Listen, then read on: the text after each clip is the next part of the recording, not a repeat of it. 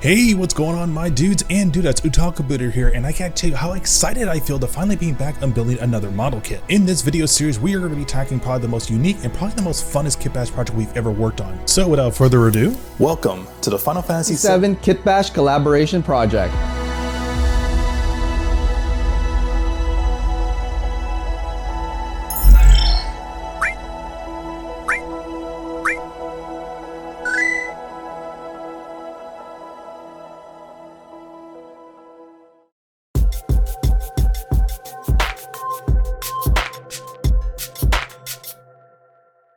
Hey, what's up guys? My name is Ariel and I'm from Toronto, Canada.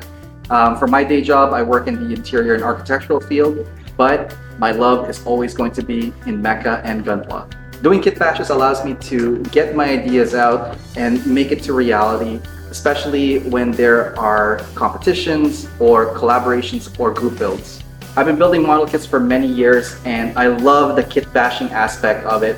It just really opens up that door to be very creative, especially when you get that right piece or the parts that fit together just so right. Those are something that I really love about this type of project. Being creative, exploring new parts, new materials, new methods in putting parts together, exploring different types of paint application, creating a new base for it, for its platform, and just really capturing what's in my head and making it into reality. So for my Kitbash project, this is going to be very challenging because there's a lot of factors involved. There's a lot of precedents and lore and already established aesthetics for Barret Wallace. And for this project, which is a collaboration themed build, I get a chance to do something really unique, and hopefully it will translate well once I get the parts going and the theme going for my build. There's a lot of content creators online that I would say are amazing and talented. Otaku Builder is definitely one of them. I've been following his work for a couple of years now. I've started watching his YouTube when he did his interviews back in the day. Amazing content creator, kit basher, attention to detail, and his YouTube videos are on point. The quality of production and detail of it is definitely something I aspire to. Otaku Builder is also one of the people I follow because of his LED work. LED on model kits is so cool to see, especially when executed well, and James is amazing at that. So I was already thinking to myself, am I able to do LED work on this? What if I can't do any LED work on this? What if I don't know how to do LED work on this? The Master Chief build was definitely inspirational, and last is his other creation, the Metroid build, which kind of kicks off our conversation. So I was doing my Metroid build at the time, and we talked a lot about the Metroid build. We bounced some ideas because he's also working on his own Metroid build at the time, and I got a message from Otaku Builder, commenting how great the Kitbash was going, and to me that was awesome. It's kind of cool to get that kind of feedback and comment from fellow content creators, because it's really nice to know that your work is also being looked at by other people and that might not have tunnel visions, because I sometimes hyper focus on my work and I forget things, or maybe I could have changed some of the details that are not pervious to me at the time I was building. So the feedback that I got in our communication with Otaku Builder was great. Later on, he contacted me after Metroid build for a collaboration. That was awesome. When James approached me for doing a collaboration, I was so ecstatic. I remember it just like yesterday. So when he approached me about it, he was thinking about doing a Final Fantasy VII themed Kitbash collaboration, and that is also because the new Final Fantasy Rebirth was coming out for February. This was now kind of late towards the end of 2023. We were just talking back and forth about some ideas and what type of kits we have, what type of characters we could choose from. And we started talking about more that, and it turns out we have a lot of things in common. We love kit bashing, we love Final Fantasy, and this collaboration was a perfect catalyst for what this video is about.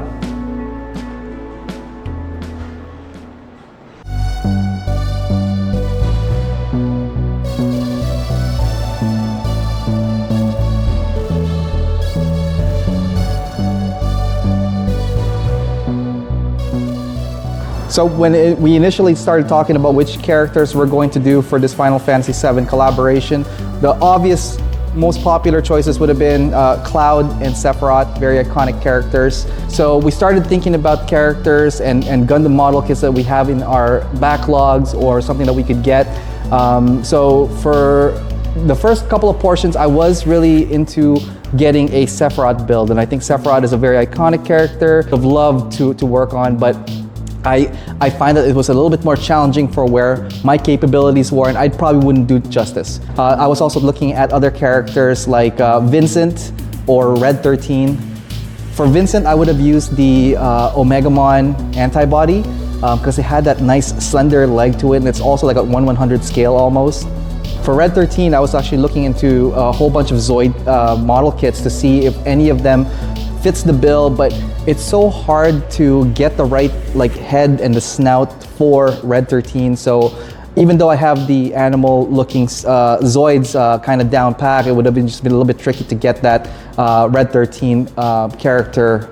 Very limited with the Zoids model kits in regards to different parts, so there's definitely going to be a lot of scratch building involved. I ended up going with Barret Wallace. He is an iconic character as well, and I think having a partner in the same party instead of like versus kind of made the theme even more collaboration feel. So some of the earlier concepts too, when we were looking at different types of Gundams to use, there was talks about using the Quanta Gundam, there's talks about using Zaku's, bigger guys like Doms and stuff for some of the backlog kits that we have available at the time. So for me, if I'm going with something a little bit bulky, definitely something Zeonic or something with like a heavier like mono eye character would have been the correct choice, just because they've already have like the established silhouette of bulk and heavy mecha, and Barret kind of falls into that whole heavy character. I initially went with using the Goof Custom just because it already had the build and the silhouette of a tank heavy type of character, which I think Barret falls under. Also having a Gatling gun as a shield gun would have been a perfect platform to jump off from. I think I have a Goof Custom.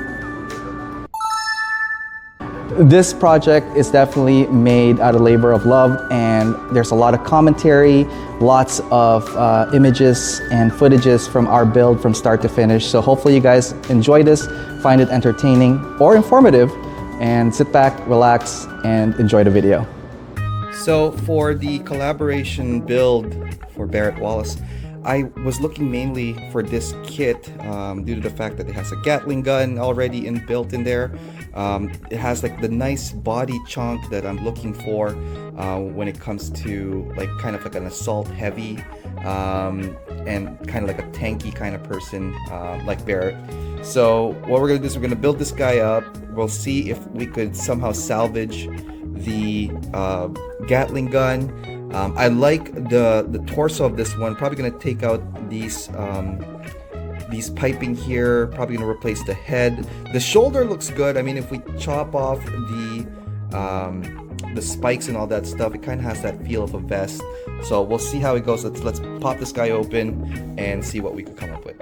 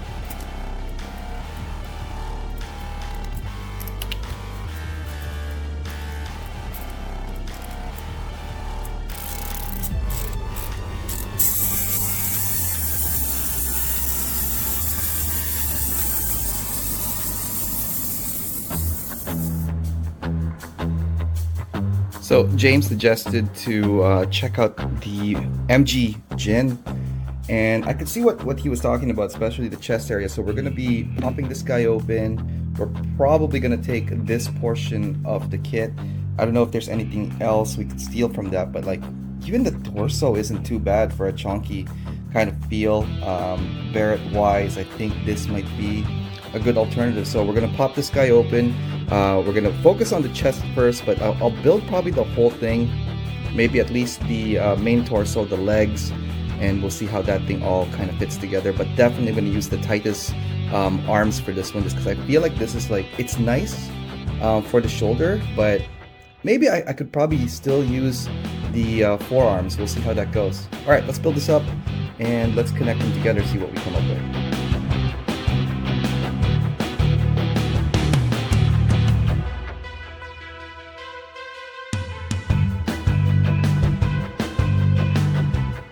Okay, so I managed to get the front part of it connected to it. I think the lower profile, shallower profile of the crotch region works way better than what the original Ginn does, and this looks way more cohesive in the design. I'm digging where this is going. So I've also chopped the back part here. We're gonna put the back of this connected here, but I just thought I'd show you the progress. Everything there works, so I'm very happy how this mod is going to work well with the new design.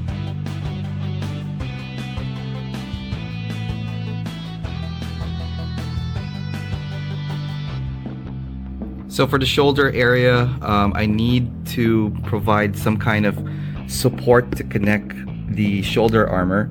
So what I'm using is a couple of styrene sheets. I'm gonna add them so that they are leveled up like that. Just something to slide into and connect to the shoulder. So this is gonna be tricky with one hand. Give me one sec. There you go. So now it fits nicely on the shoulder. Very evenly spaced too. Yeah, I think that worked out pretty well. I'm gonna do the other one next, and then both the shoulders are gonna be attached to it.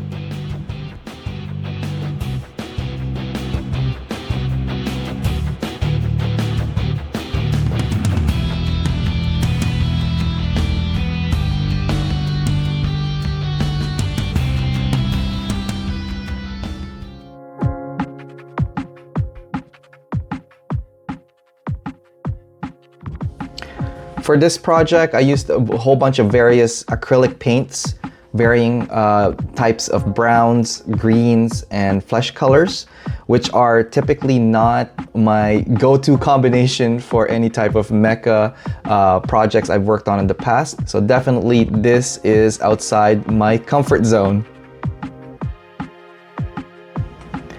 I had a hard time with the first pass on the skin parts just because I felt that it was too light. So I ended up changing later on some of the colors up with more reds, rust, and brown paints, and it made a lot of difference to capture the color I was aiming for. The light brown in the jacket really brought out the attire immediately after I put the base color, and as I build up the highlights and shadow, I was really happy how it turned out.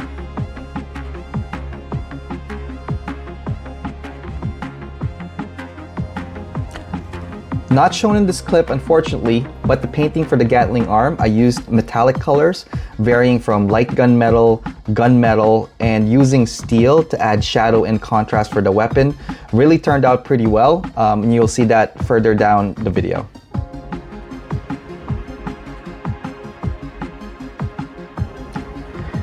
Green pants. How crazy color combination is this? So I used a whole bunch of greens, varying from light to dark, and doing the shading portion of this became really enjoyable, and I'm glad I did it because it was so much fun, and I think the pop of the details with the shading effect really brought the whole piece together.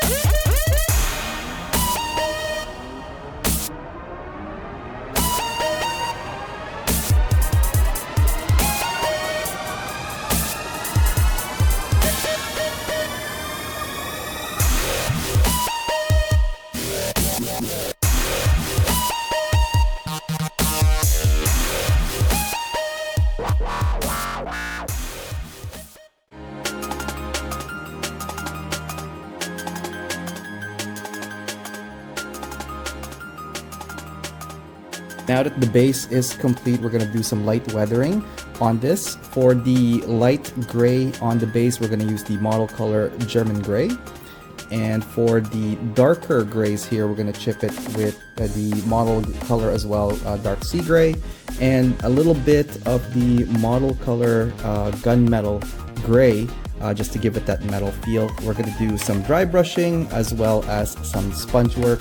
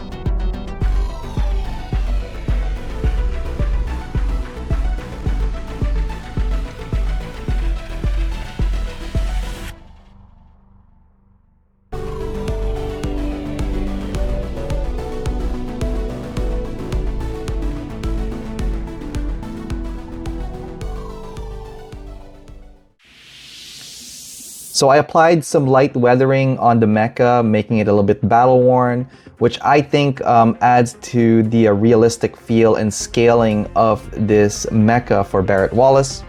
Here are the paints and processes that I used to add these extra details in. For the greens, I used lime green to add the lighter tones before the metal chipping.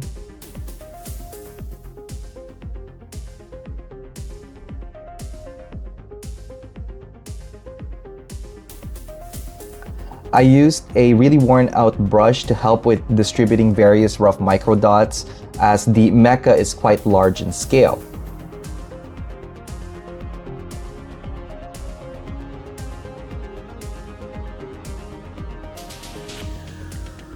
The focus of the highlights are areas where it would get dinged the most, like corners and top surfaces of the armor.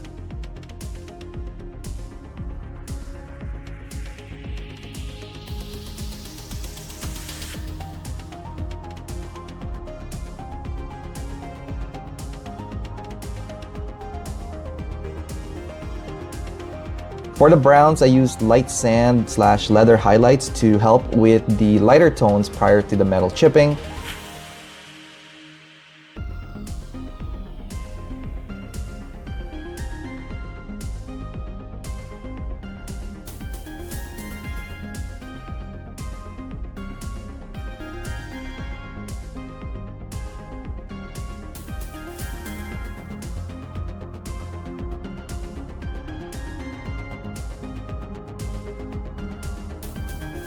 Again, focusing on the corners and exposed surfaces.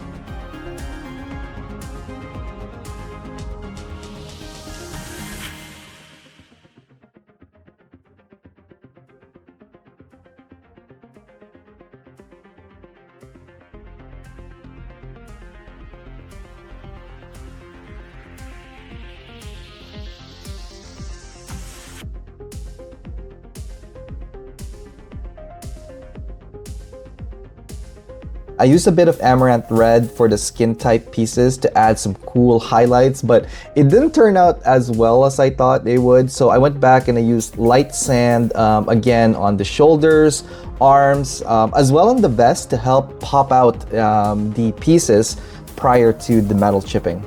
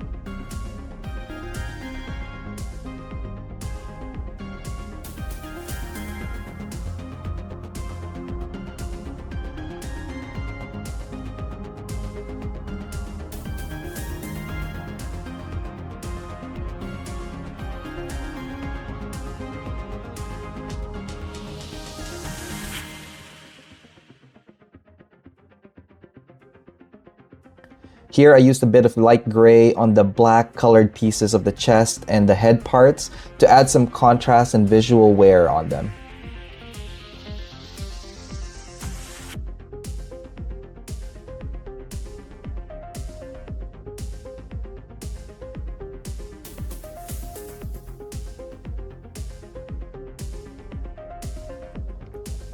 Finally, using the sponge method and acrylic color of German gray, I added the final touches of the chipping portion, adding dots and adding like little presses here and there throughout the armor, focusing obviously where the dings and dents and damages may occur.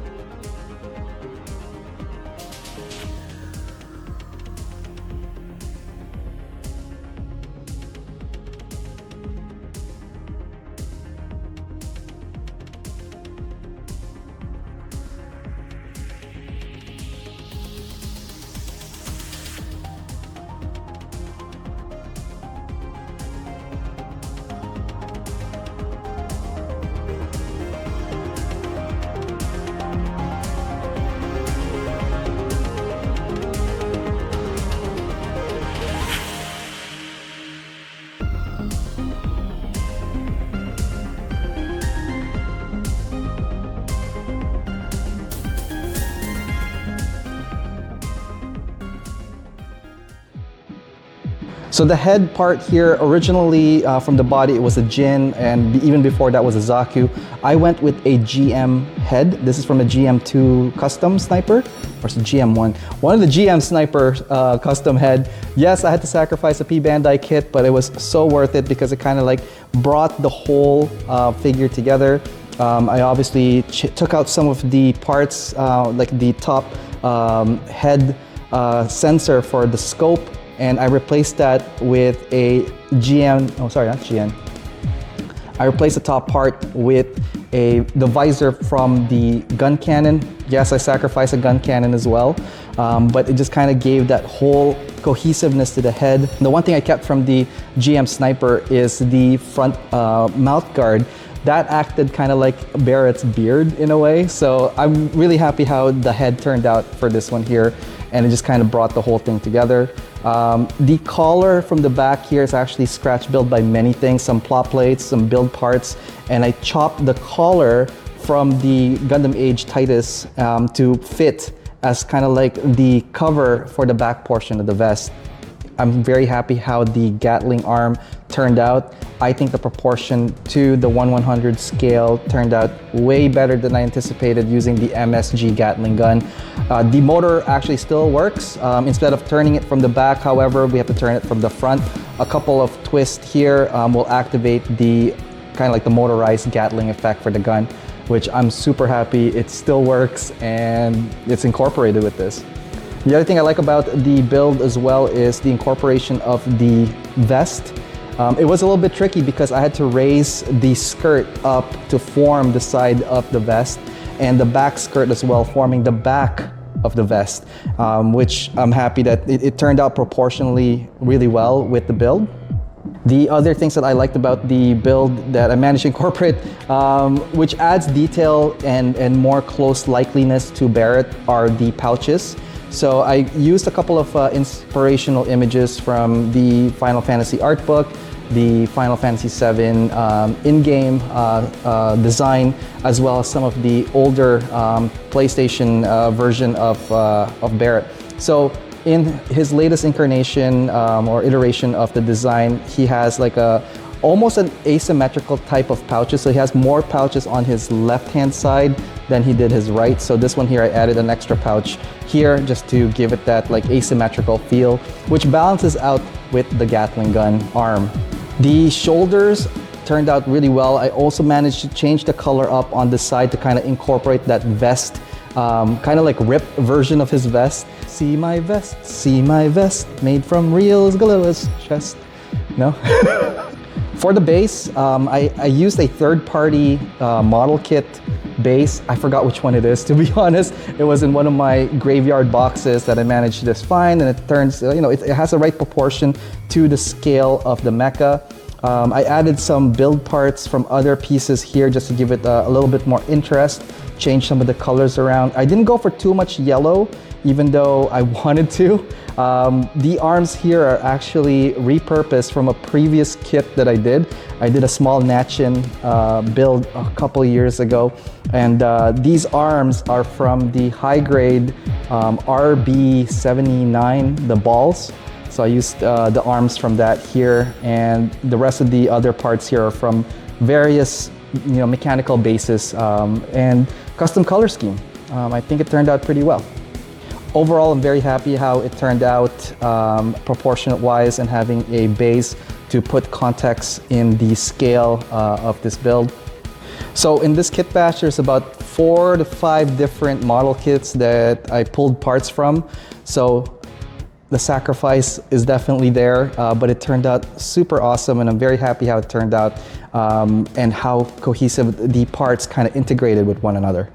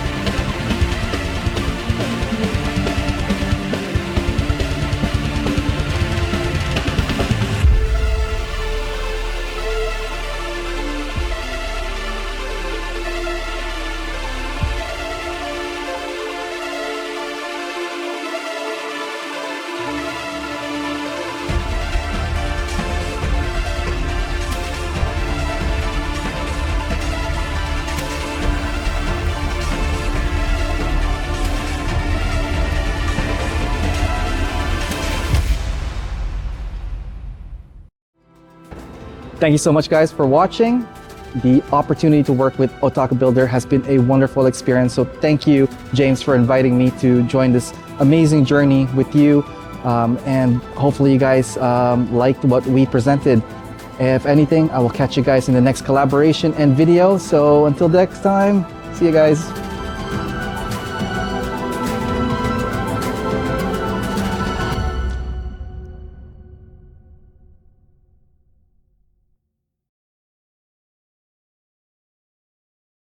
Thank you for watching, and do let us know in the comments what you think. For more AO Mecha content, please check out the links in the description.